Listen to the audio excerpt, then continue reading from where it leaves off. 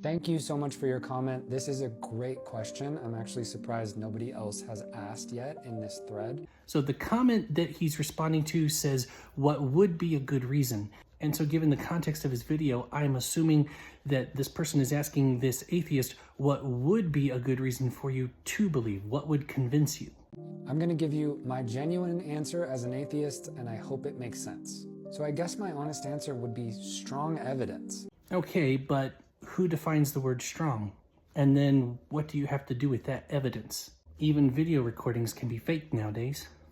Something that's testable and repeatable and demonstrable. Now, you're taking a scientific method and you're applying it to historical data. That's not how that works. You have to take the historical method and apply it to historical data, just like you take the scientific method and apply it to scientific data. Two different forms of testing, because otherwise, Alexander the Great, Caesar, and even Abraham Lincoln never existed, because I cannot repeat their existence. Some way that we can measure to see if God is there. There's evidence of creation all around you that is evidence of a design. If you were hiking on a path and you saw 4 stones sitting on the ground in a row, you would assume someone had been there, because that doesn't normally happen in nature. The universe is so finely tuned, it's way more complicated than 4 stones. So while it's possible it could have randomly happened that 4 stones were in a row, our immediate thought would not be that. So the evidence is all around you. You just disagree with the conclusion.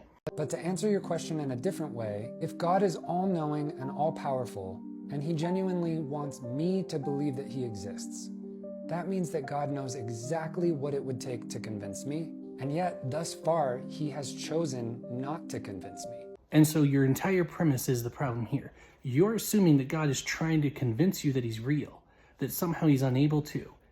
And that's not the case. God's not trying to convince people that he's real. He's giving people an opportunity to choose him. In order for there to be a choice, there has to be an alternative.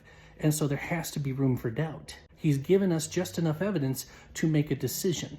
If God wanted to reveal himself, he would. And he has. And he will again. One day you will see him with your own eyes. And by that point, it'll be too late. Either you'll be on one side or the other. So he knows exactly what threshold of evidence my brain requires to be convinced of things. And that's very true. But again, it's about the choice. If God completely revealed himself to you in all his glory, and you chose to reject him anyway, you would say, well, that's not fair. I didn't have a choice. But when he gives you a choice, you say, well, I'm not convinced. So the issue is not that he hasn't convinced you. The issue most likely is that you don't want to be convinced. All he would have to do is give me that type of evidence. From then on, I'd be a believer, I'd be a Christian, I'd be saved, bada bing, bada boom. Well, you might believe, but not necessarily be saved, because you're not saved by just believing that God exists. The devil believes. He's not saved. We're saved by faith. See, even though in English the Bible does kind of interchangeably use the word believe and faith, it's because in the original language it's the same word, but it's a verb, and we don't have a verb for faith, so it's translated as believe.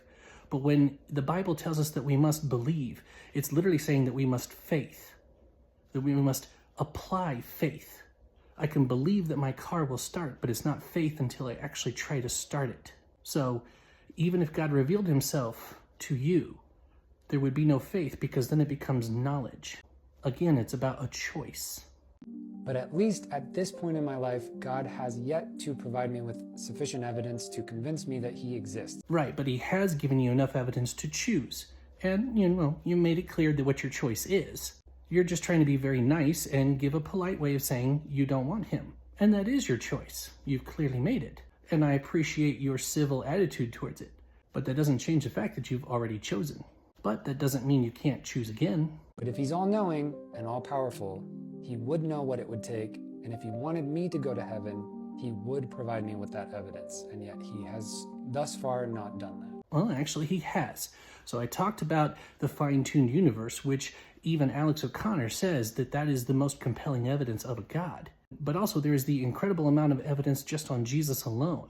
You have some poor peasant who had a following in Israel, yet he has records that equal that of Roman emperors. That's unheard of. Even his opponents, in trying to say things against him, actually end up corroborating the truth. The Babylonian Talmud mentions how he did things by sorcery, which means they were admitting they were miracles. Give me another person in history where they even compare to this. Anyways, I hope that makes sense. Like and follow for more. My prayer for you, my friend, is that one day you'll let down the guard of your heart, that you will look at the evidence unbiasedly and make a choice for him.